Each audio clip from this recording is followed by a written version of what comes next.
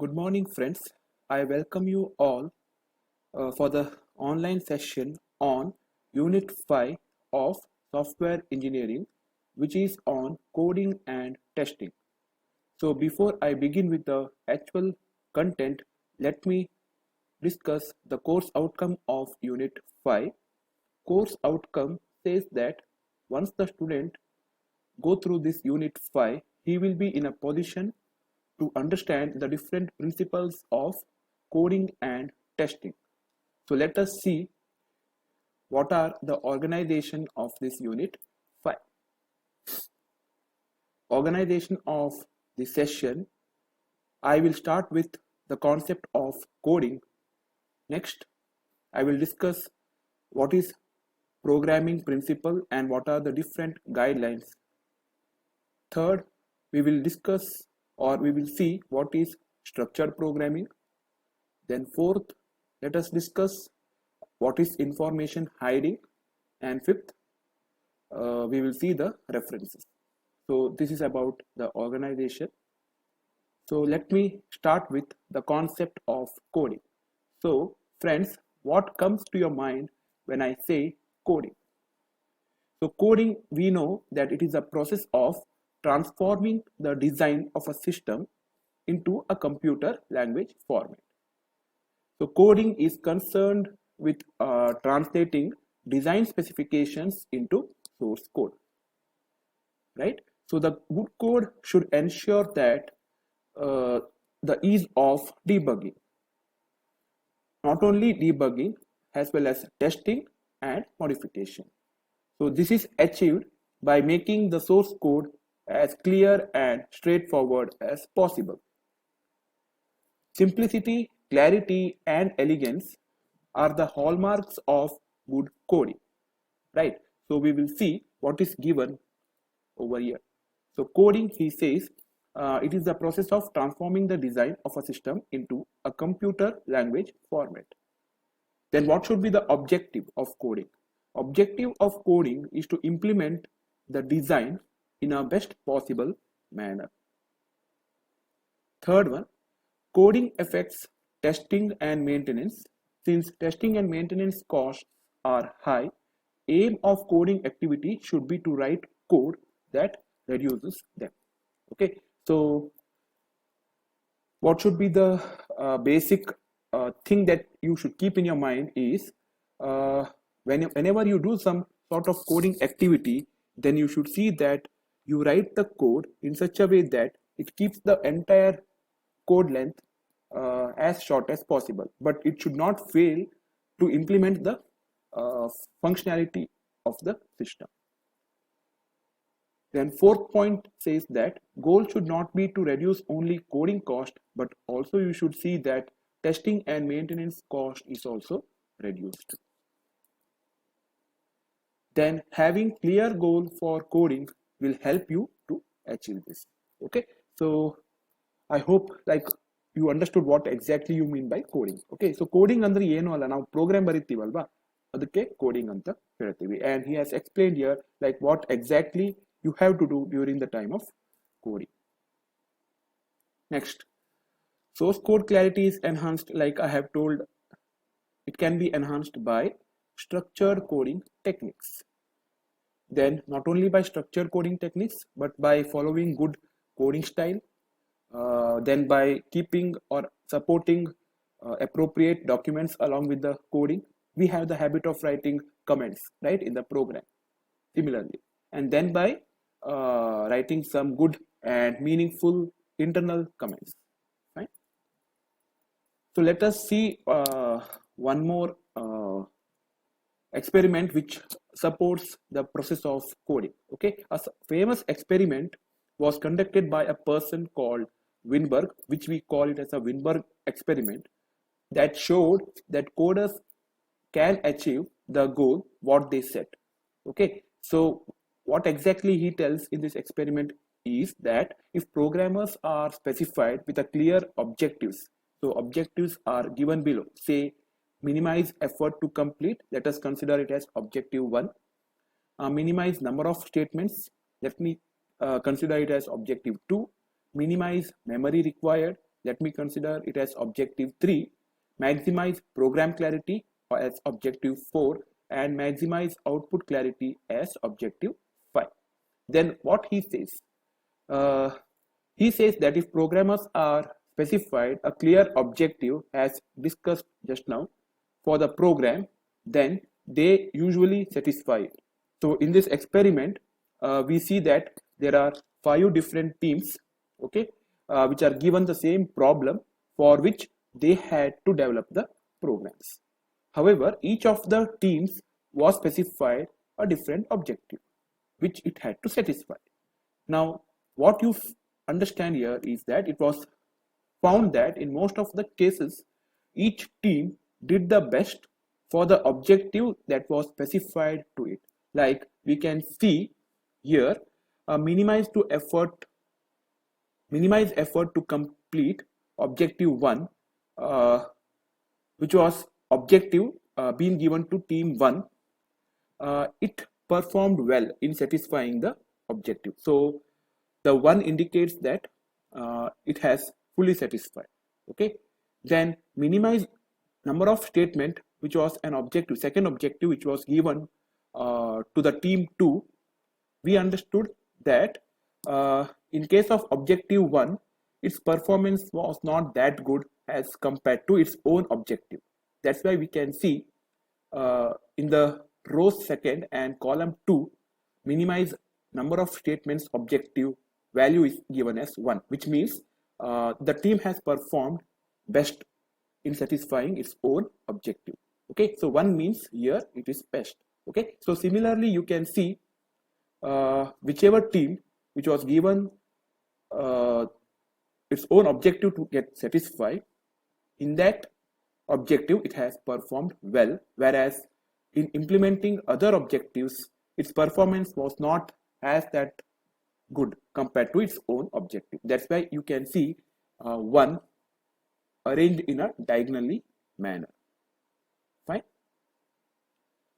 So this was the experiment which was conducted by a scientist called Weinberg. Okay, so let me briefly summarize it. Different coders will be given the same problem, but different objectives were given to the different programmers. Okay, so objectives states like minimize effort, minimize size, minimize memory, maximize clarity, and maximize output clarity. So these were the objectives which were distributed to the set of 5 teams in order to implement the same problem. Then final programs for different programmers generally satisfied the criteria given to them. And below is the table which I have explained. Fine. So however, what you need to understand that it was found that in most of the cases, each team did the best for the objectives that were specified to it. The rank of the different teams for the different objectives, you can see it in the table. And here 1 means it is best. So this is about Weinberg experiment. So that was about coding. So coding andre ಏನು ಅಂತ ಅರ್ಥ ಆಗಿದೆ ಅಂತ ಅನ್ಕೋತೀನಿ, right? So you should keep all those points in mind when coding. So next we will move on to programming principles and guidelines. So friends, like what is exactly programming? Programming principles and guidelines andaga what you need to understand? You need to understand that it refers to the rules used in writing the source code for a computer program. Here the main task before a programmer would be to write readable code with few bugs in it. Andre ನೀವು code ಅನ್ನು ಯಾವ ರೀತಿ ಬರಿಬೇಕು ಅಂದ್ರೆ you should write the code such that it implements the functionality of the system. Along with it, you should also see that the number of bugs which you introduce while coding should be as less as possible, or you should keep it minimum. An additional goal would be to write code quickly. ಅಂದ್ರೆ ನೀವು ಸ್ವಲ್ಪ time ಹೆಚ್ಚಿಗೆ ತಗೊಳ್ದೇನೆ ಆದಷ್ಟು ಬೇಗ code ಅನ್ನ implement ಮಾಡಬೇಕಾಗತ್ತೆ. Then writing solid code is a skill that can only be acquired by practice. Okay, so however, based on experience, they are going to discuss what are the general rules and guidelines that is given to the programmer during the time of coding. Okay, so let me summarize whatever I have explained till now. Programming principles and guidelines refers to the rules used in writing the source code for a computer program. So this is basically a definition. What exactly you mean by programming principles and guidelines? Next, the main goal of the programmer would be to write simple and easy to read programs with few bugs in it. Okay, so ನಾನು ಹೇಳಿದಂಗೆ every programmer's goal would be what? To write simple and easy programs. Yake? It would be easy for others to read and understand, and also that code should contain few bugs. Then, of course, the programmer has to develop it quickly to keep the productivity high. And then there are various programming principles that can help the programmer to write code that is easier to understand and test for others. Others andre people who have not directly involved in writing the code. Okay, so this is about programming principles and guidelines. So next we will see what are structured programming. So structured programming andre enu anta nodona. So friends, it is oftenly called as go-to-less programming. Go-to-less programming andre enu? Program ಅಲ್ಲಿ ಆದಷ್ಟು ನಾವು go to statement ಓದಿರ್ತೀರಾ ನೀವು, right?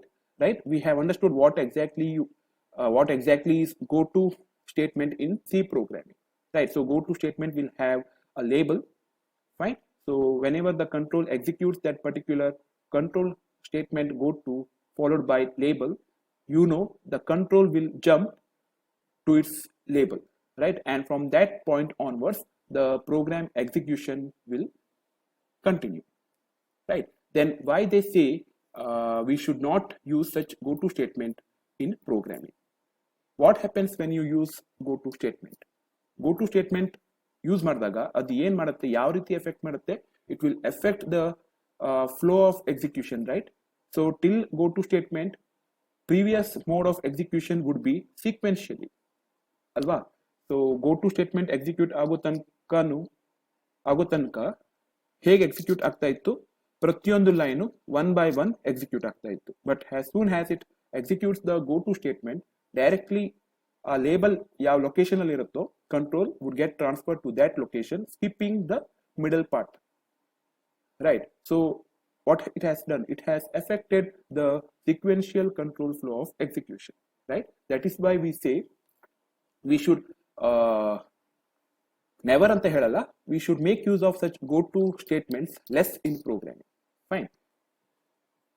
So structured programming is often regarded as go to less programming, as I have said.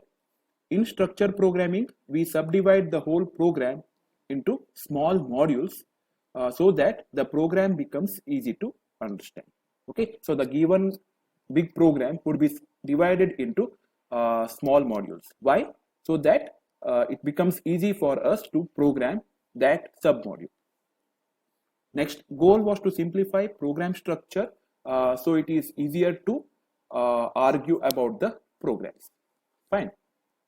Next, a program has a static structure which is the ordering of statements in the code. ಇದನ್ನೇ ಹೇಳ್ತಾ ಇದ್ದೆ ನಾನು, ಹೌದಾ? So structured programming ಅಲ್ಲಿ ನಾವು usually ಏನ್ ನೋಡ್ತೀವಿ, ಒಂದು ನಾವು ಪ್ರೋಗ್ರಾಮ್ ಅನ್ನ ಹೋಲ್ ಪ್ರೋಗ್ರಾಮ್ ಅನ್ನ ಸಬ್ ಡಿವೈಡ್ ಮಾಡಿ ಸ್ಮಾಲ್ ಮಾಡ್ಯೂಲ್ಸ್ ತರ ಮಾಡಿರ್ತೀವಿ. ವೈ? ಉದ್ದೇಶ ಏನು ಕೇಳಿದ್ರೆ, because it helps the programmer to write small modules instead of writing complete one module, fine. ಅದು ಒಂದಾಗಿರುತ್ತೆ.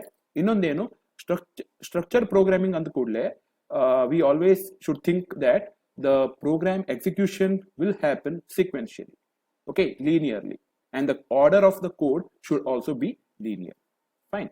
So it should have a static structure which is the ordering of statements in the code, fine, and this is called linear ordering. So ಇಲ್ಲಿ ನೋಡಿರ್ತೀವಿ ನೋಡಿ, like structure program ಅಲ್ಲಿ ಒಂದ್ ಏನು ಕೇಳಿದ್ರೆ we should divide the whole program into submodules, fine. That was first point. Then second one, ordering of the statement, See, here you can see it is ordered linearly, one after the other. So these two criteria you should satisfy in structured programming. Fine. So ಅರ್ಥ ಆಗಿದೆ ಅಂತ ಅನ್ಕೋತೀನಿ. ಏನಂದೆ ನಾನು, let me tell it once again. So structured programming ಅಲ್ಲಿ ಈ ಎರಡು ಕ್ರೈಟೇರಿಯಾನ ನಾವು ಫುಲ್ಫಿಲ್ ಮಾಡಬೇಕಾಗತ್ತೆ. What are those criteria? First criteria ಹೇಳಿದಂಗೆ we should subdivide the whole program into small modules so that the program becomes easy to understand. Fine. And which is the example given over here that tells you that the programs, the whole module is being divided into submodule. So this is the one, right? Hodalva. So illi kottidane avanu, and it clearly tells you that which example tells you like the module has to be divided into submodule, and it is this example, right, which says that the main module should be subdivided into submodule so that it helps the programmer to program each module separately and easily. Fine. So this is about programming, like dividing the module into submodule. And the other point, next point says that the structured program should contain the statements in a linear order, and this is an example for that.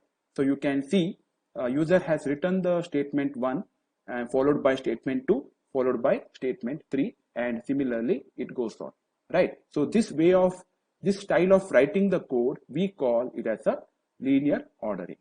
Right? So I hope it makes sense, like what exactly you mean by, you understand by structured programming. It has two things to remember. Fine. So this is about structured programming. Next we will see what exactly you mean by dynamic programming. Dynamic programming in the self, this is regarding static structure. Next one we will see what is dynamic structure. Right? So structured programming continues. It's the next part of it. So a program which has a dynamic structure order in which statements are executed. So what do you mean by that? So the dynamic structure of the program resembles, like it is almost same as the static structure of the program. This, why do we follow, then why we have to follow with the dynamic structure? Because it enhances the readability, testability and modifiability of the program. Okay, so this linear flow of control can be managed by restricting the set of applications that helps you to construct the program with the single entry and single exit format. Fine. So the real motivation for structured programming would be like one would be formal verification of programs, where we show that the program is correct, and we need to show that when the program executes, its behavior is what is expected. So behavior in the sense, we need to specify the conditions the output of the program should satisfy. Fine. So this is about like dynamic structure. Both dynamic and static structures are nothing but they are the ordering of statements. Fine. So previous case ಅಲ್ಲಿ ಏನ್ ನೋಡಿದ್ವಿ, static structure ಬಗ್ಗೆ ನೋಡಿದ್ವಿ. ಈ case ಅಲ್ಲಿ dynamic structure ಅಂತ ನೋಡೋಣ. So dynamic structure ಅಂದ್ರೆ ಏನ್ ಹೇಳುತ್ತೆ, it tells you the order of statements which gets executed. Fine. And static structure ಅಲ್ಲಿ ನಾವು ಯಾವ ರೀತಿ ಇರಬೇಕು ಅಂತ ನೋಡಿದ್ವಿ. We saw that it should be in linear order. Then dynamic structure and static structures, they are same, like they resembles to each other. Fine.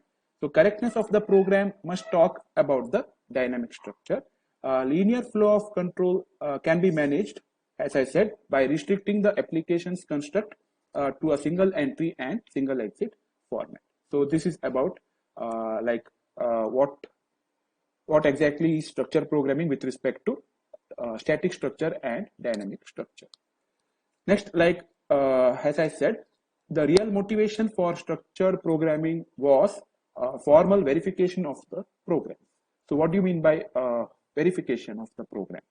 It means that you have to show that the program is correct, and we need to show that when the program executes, its behavior is what is expected. And what you understand by behavior? Behavior is nothing but like we have to specify the conditions the output of the program should satisfy. Fine. So here, what we need to understand basically is we need to understand that following are the rules that you should follow in structured programming. And what are those rules?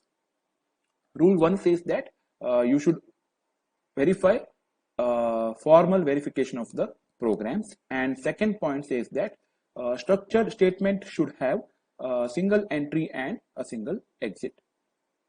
So these are the rules which you need to follow in case of structured programming. So let us discuss rule 1, which is formal verification of programs.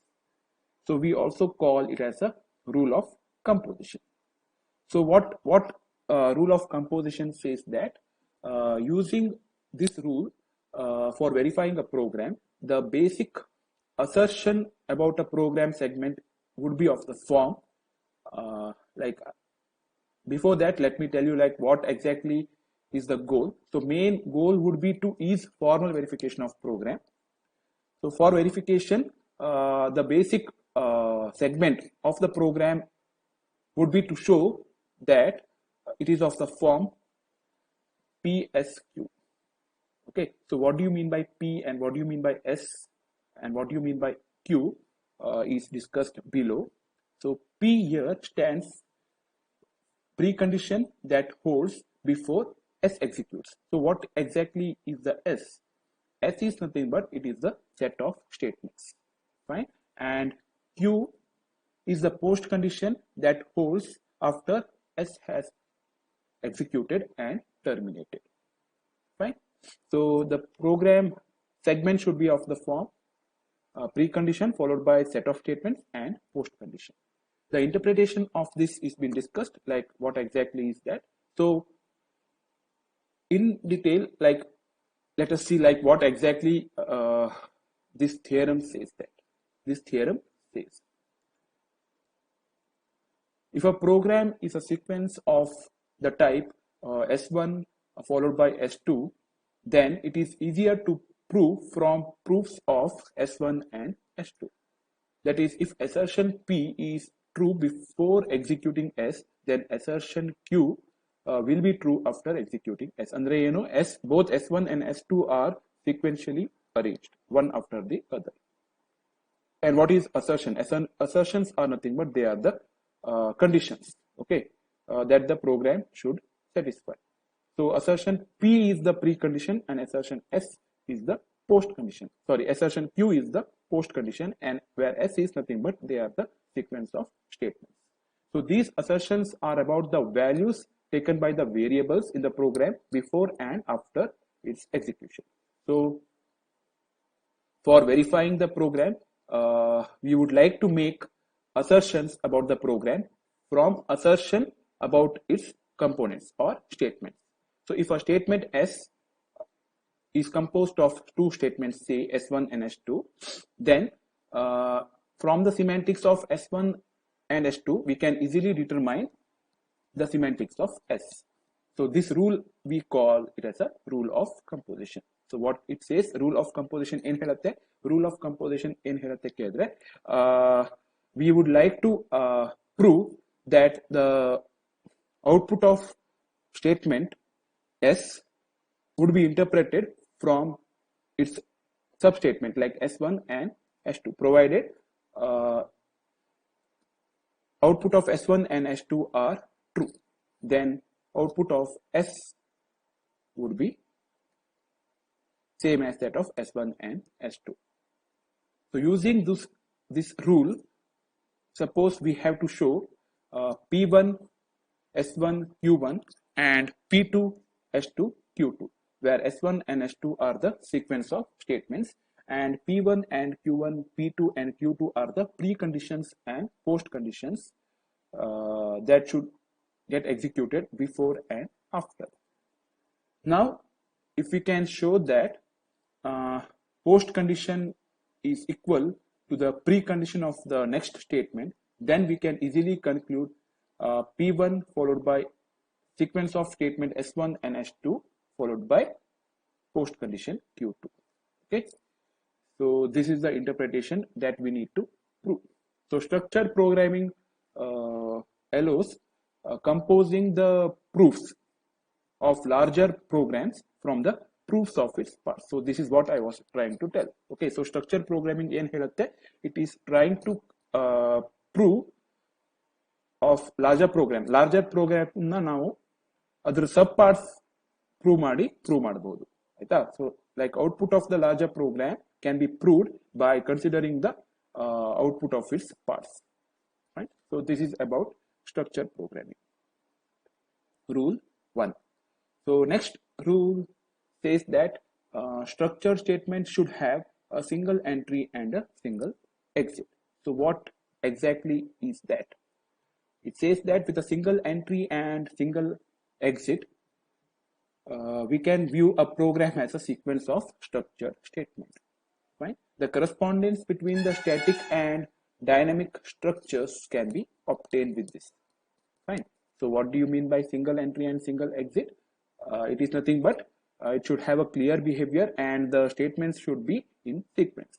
The most like commonly used single entry and single exit would be like selection like if then else, you might have seen or you might have learned in C programming, right? Then while loop, which again we might have learned in C programming, and sequence of statements. So these are they are the most commonly used single entry and single exit formats, right? So whatever I have told, let me summarize it.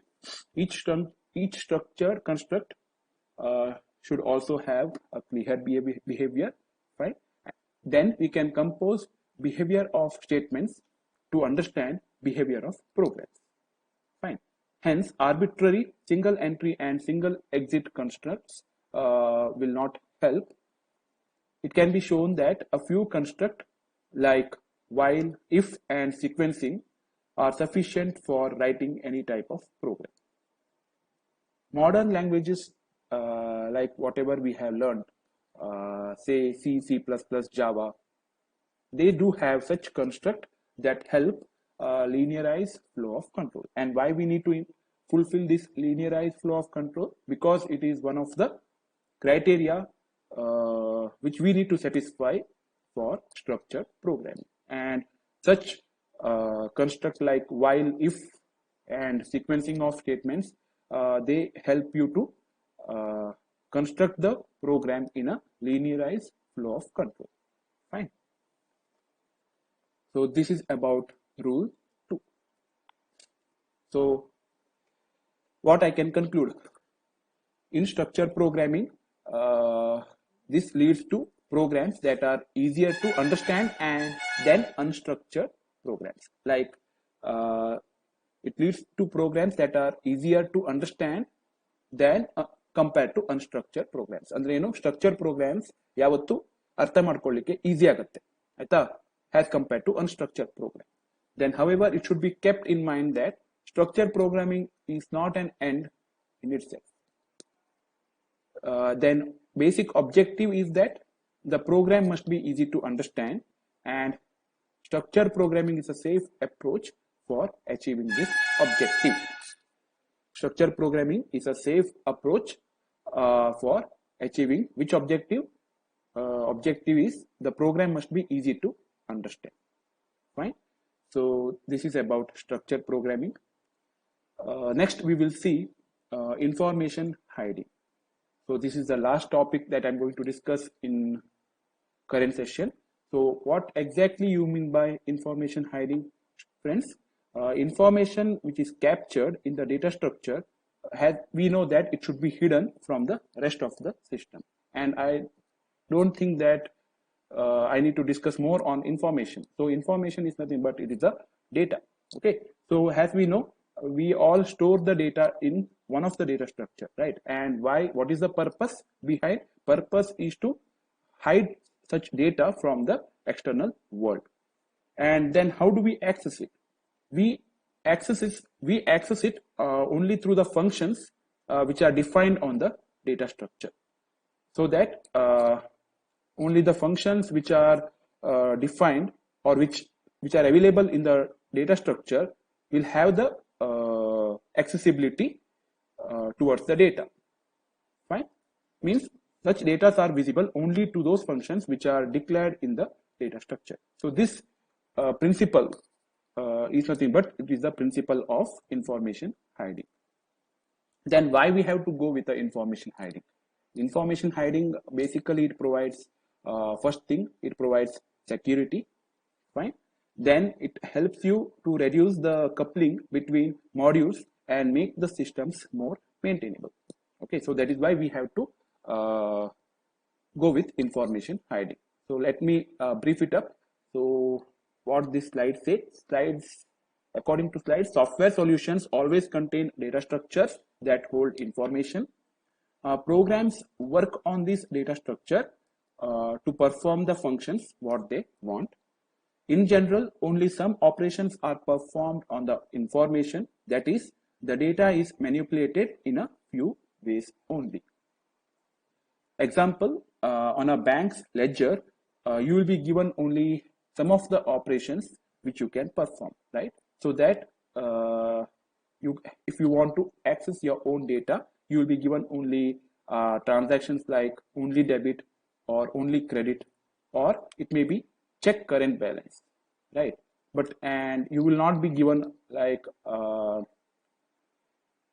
functionality, like you will not be given full control over the systems. Only basic operations are supported. Why? Because whenever we come to the bank application, we know that users information or users data are confidential and it should be restricted from accessing to the external world. Fine. So below diagram says that here you can have access to all parts of the module, whereas this is the current scenario. Like if this is the current scenario, then what information hiding tells you? Information hiding tells you that you need to have this module within a body so that you have a restriction over the accessibility of this module. And how do you provide the restriction? It is through method data, like method what you declare in the data structure, or it can be by hiding the data. Right? So the below diagram is the transformation of the simple module into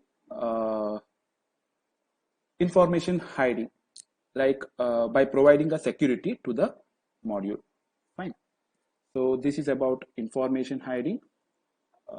Then we will see as per the definition what is information hiding. Information hiding is the process of hiding information from the rest of the system. This has been already discussed. Access is only given to those functions that are declared in the data structure that represent the operations which are performed on the information. Even this is being told. Data structures are hidden behind the access functions which can be used by programs, and information hiding can reduce the coupling between modules and make the system more maintainable. That is why we need information hiding. So I hope you have understood what exactly is information hiding and why do we need it. Fine.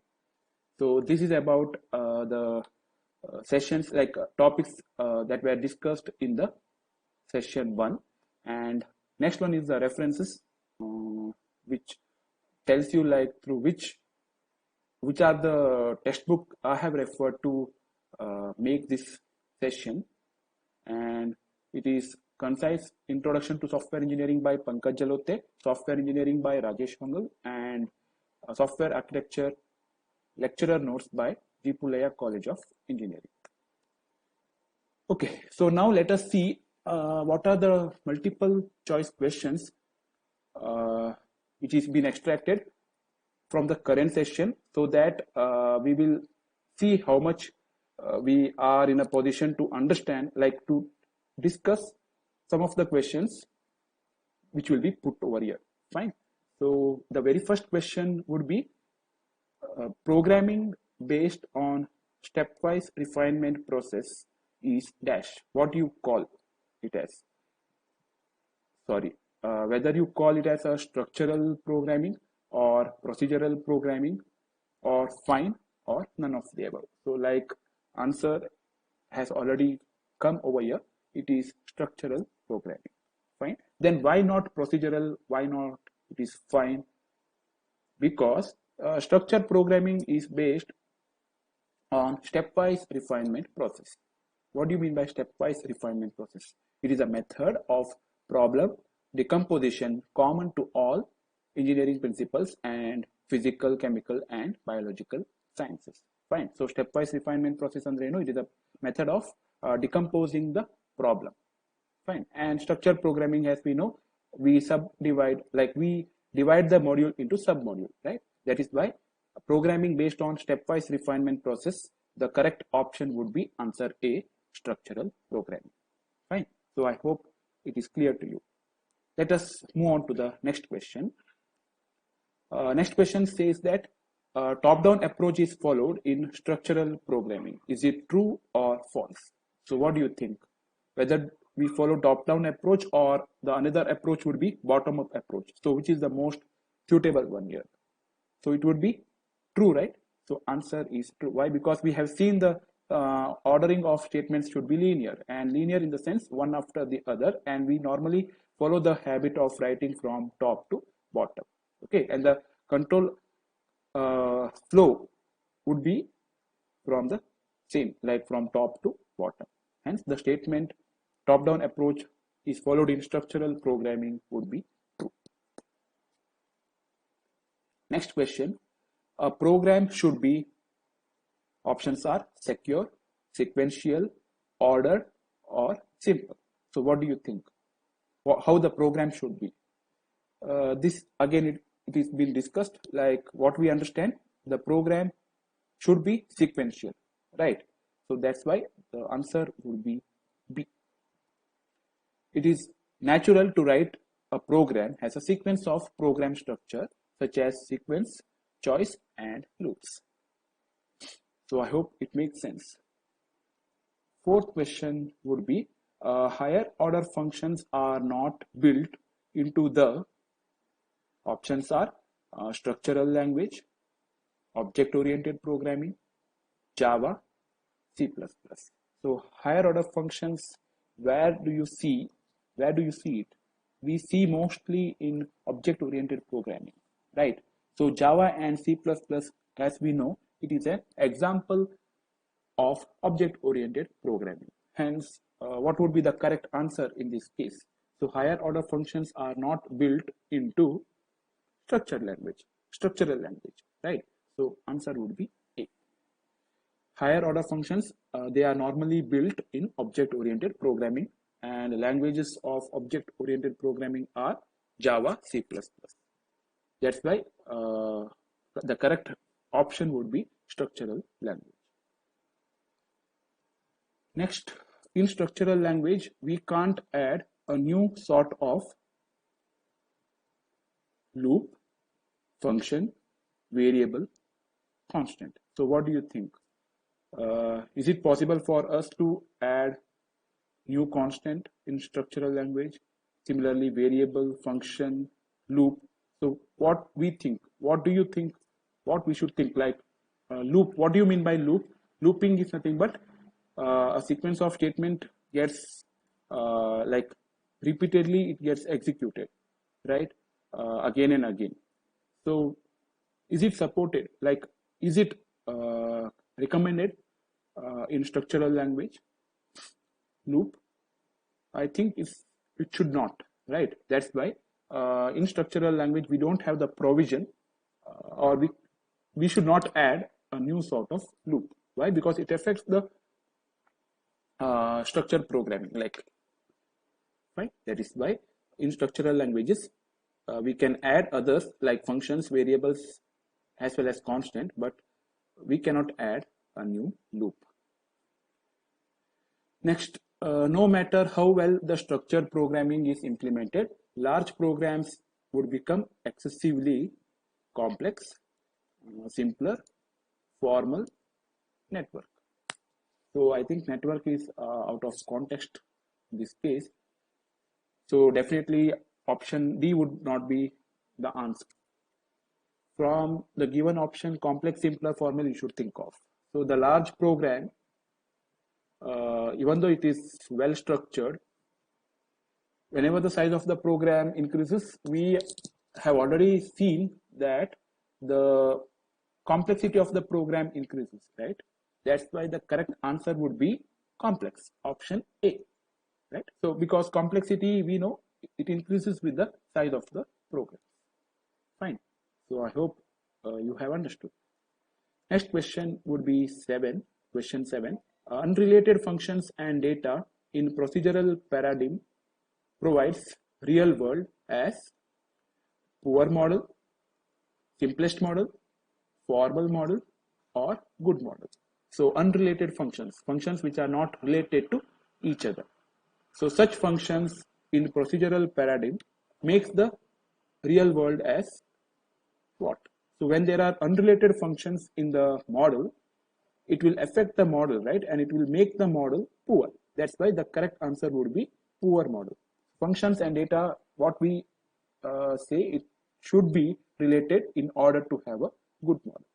Fine. Next would be function has unrestricted access to global data, local variable, global name. Fine. So what do you think the correct answer would be? Is it global data or global name? Because local data and local variable cannot be the answer, because local means it would have some restriction. Fine. So either I should think of global data or global name. So what do you mean by name? So we cannot make it as general, right? When I say name, that's why the correct answer would be global data, which is answer A. So function has unrestricted access to global data. Global data, what do you mean by global data? Global data is something like which is visible to all parts of the program. That's why functions would not have any restriction to access such data. Next question, which of the following is a tool in design phase? Is it abstraction, refinement, information hiding, or all of above three? So what do you think? Do we follow abstraction in design phase? Do we follow refinement? Do we have information hiding? What do you think? All are required, right? What do you mean by abstraction? So presenting only the required data, right? So abstracting the data from the data set and presenting it to the world, like what is required. Then refinement, even some sort of refinement means some related data, presenting only the related data, so that unrelated data would stay behind, which would not be presented to the external world. And information hiding. So all three are somewhat same, right? Like you are working on the data such that only few data are shown to the system. So that's why all three would be the tool which will be used in a design phase. Hence, answer would be answer D. All above features, they are the useful tool which are used in design phase. Last question would be on information hiding. So information hiding is to hide data from user details that is relevant to him, that is not relevant to him, that may be maliciously handled by him, and that is confidential. So what do you think? What exactly is information hiding? Information hiding is to hide data from the user details, provided such data which are relevant to him or which are not relevant to him, or which you think like he can be malicious to it. It should not be like, it cannot be handled properly. Okay, that's why data which may be maliciously handled by him. So such data are required to hide, or data which are confidential. So confidential data anyhow you have to hide. But the most suitable would be information hiding is to hide from user details that may be maliciously handled by him. Okay, if you don't handle the data properly, then like you would have to follow this information hiding. Right? Hence the answer would be answer C. Information hiding is one of the security measures which are used in programming to secure data. Hence we provide information hiding whenever the user may maliciously handle, like there is a chance that user may handle it as maliciously. Fine. So with this, I would like to end my session 1, and these are my team members, which I am very grateful. Okay, so I would like to express my gratitude towards my team. And friends, thank you for giving me an opportunity, and thank you for cooperating with me. Right? So let me wind up my session 1. Thank you.